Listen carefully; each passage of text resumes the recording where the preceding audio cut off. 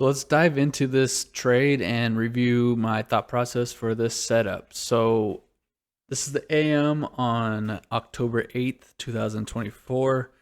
Wait, that blue box right there, that's our morning opening range on both the left, which is the S&P 500, and the right, which is NASDAQ. So most of my trades are on the ES. So seeing it break out and seeing NASDAQ kind of already running away, I didn't know if we were actually going to hit that that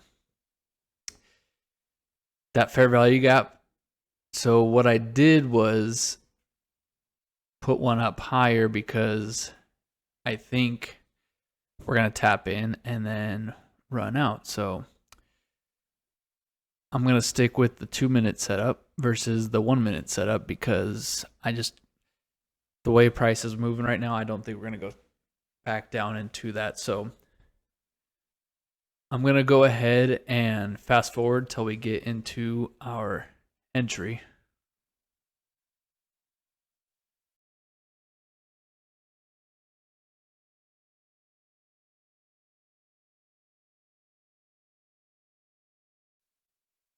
So right here, I'm checking the higher time frame, looking at the daily, seeing we already ran down low on the daily and we're going to be pushing up is what I think our bias is. So I want that purple line right there, that high, to be ran. So my little trade way down there, and even before this high, we have plenty of room to the upside. So I'm looking to take buys. And look at NASDAQ just broke that high, and it's working on that second high now. So price right now is just running away, and I'm starting to think, okay, well, how patient can I be before this trade is just over, right? Like it's running away. If I were to take the breakout there, would have been a great trade, but I like the pullback to hit. And price today is, we'll see going in the future. It kind of had like really good pops after really good consolidation. So I am going to fast forward it again until we get into our trade.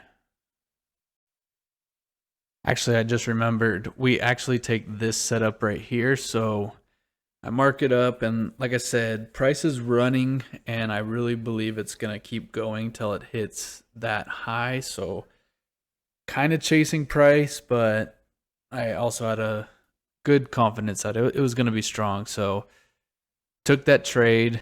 Now, as you'll see, what's about to happen is I took this trade, and well, it went against me to where my original 2-minute fair value gap setup was. So let me fast forward through this trade until our next one.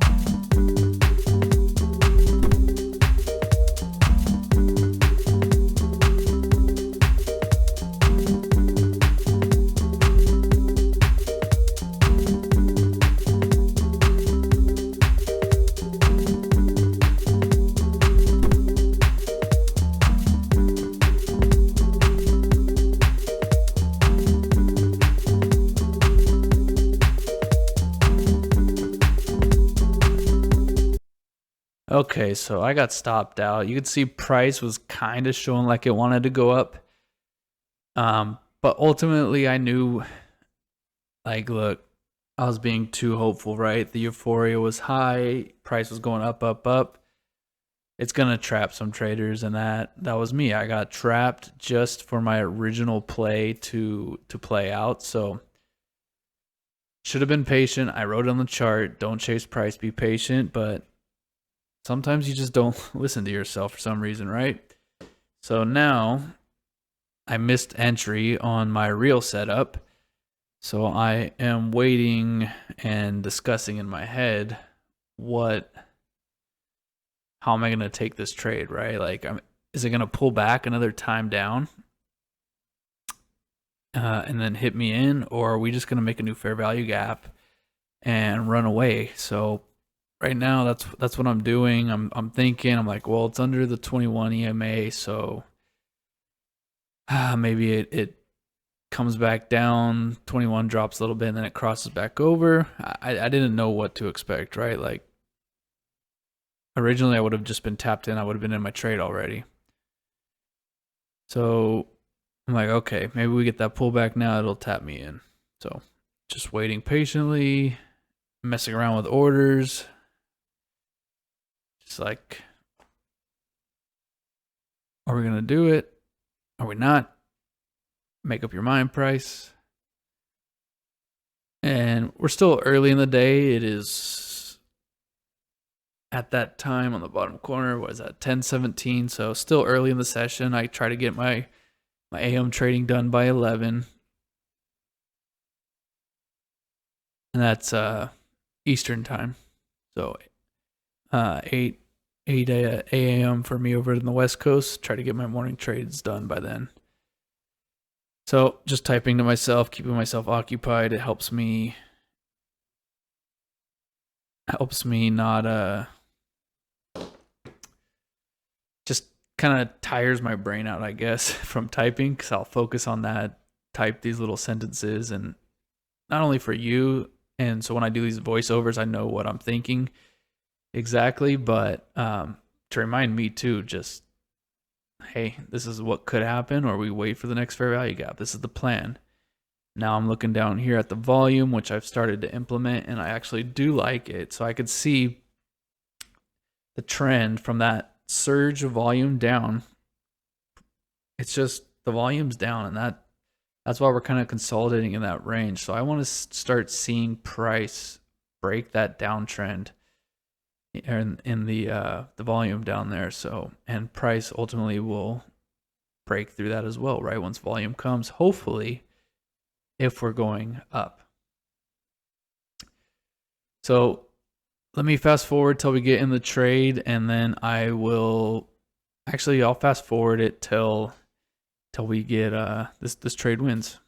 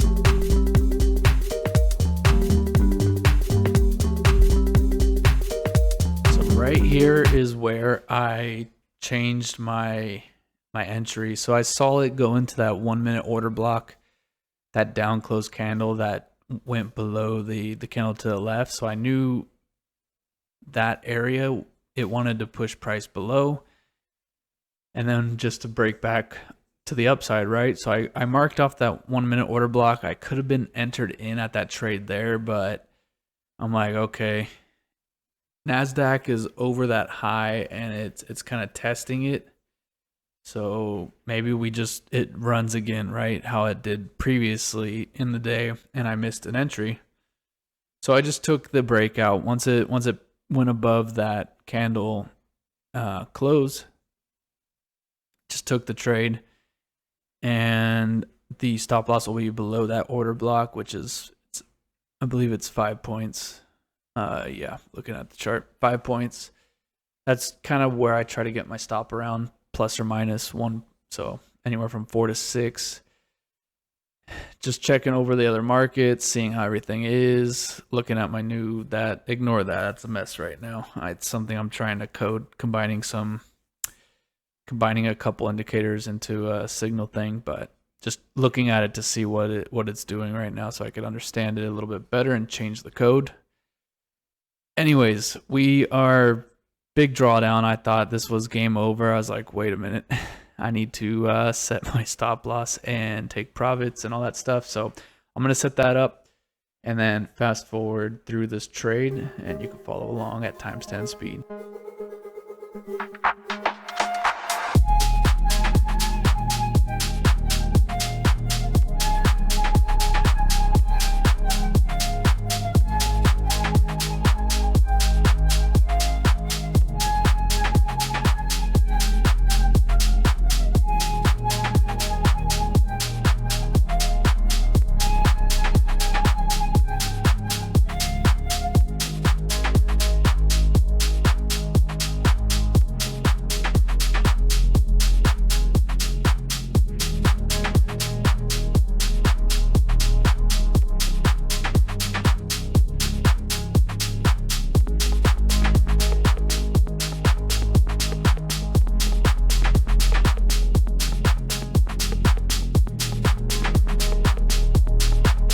So I want you to watch this right here. So we just chop. Again, look at the volume down there real quick. Kind of down sloping, but kind of going above that initial trend I wrote. And then watch price right here. Boom. Smack. And are we gonna smack? Boom. Just like that. One candle, 10 points. Got my win. Overcame my loss. We're back in the green for the day. I'm pumped up. I'm like, what just happened? Because I swear I looked at the news and there was no high level news for something to just pop like that and retrace. But the bias was there. I got in the trade, and guess what? We did it. Good thing I took that breakout over here, that break entry right here, because look, no setup. This would be the next fair value gap right here, and that big move would be over, and we're coming up to 11 o'clock, so I wouldn't feel comfortable. So boom, AM session win. And let's dive into that PM session trade now. We are in the PM session. It is about to be 10:30 right now. And I'm seeing volume come in and prices dropping. But remember, overall our bias is long. And we still have this 15-minute opening range that we're above on both the E-mini S&P and the NASDAQ. So we're still looking bullish. It's holding the 21 EMA. VWAP still above that, right? We have this fair value gap. Let's see if price holds in here. And let's start diving down in time frames to find a setup coming. So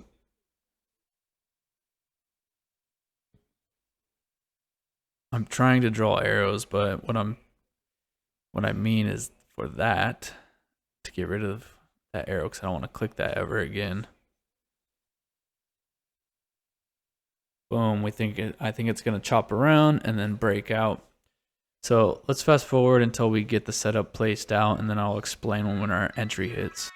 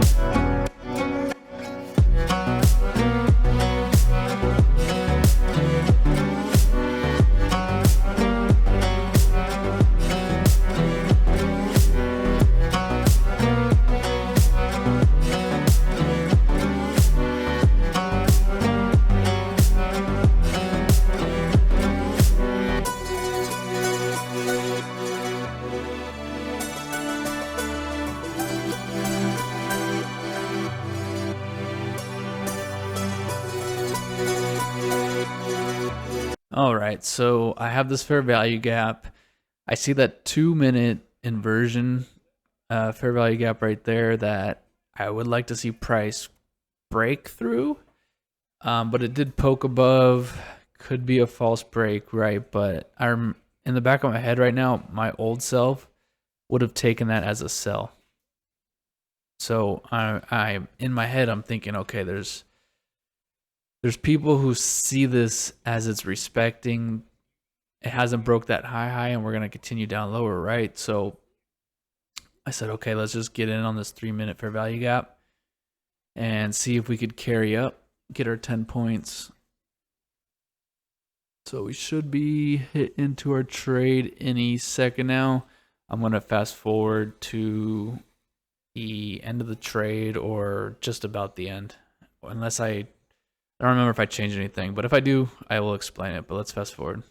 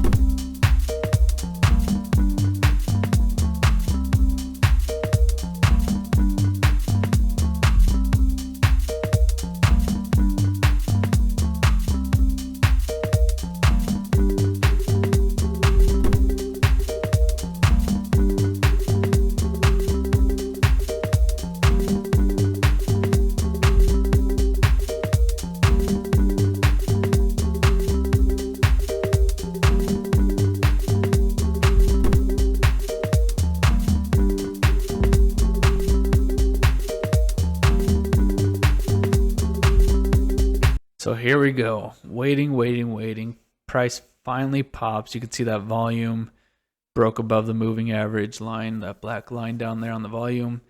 And get ready, rocket has left, and we are blasting into space once again.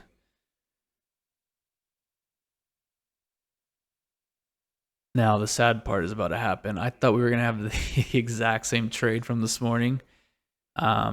So I'm just trailing it heavier, and then look at this. Look, literally right before my take profit and pulls back. So I'm like, whatever. I'm just gonna lock in as much profit as possible. Hopefully it goes back up.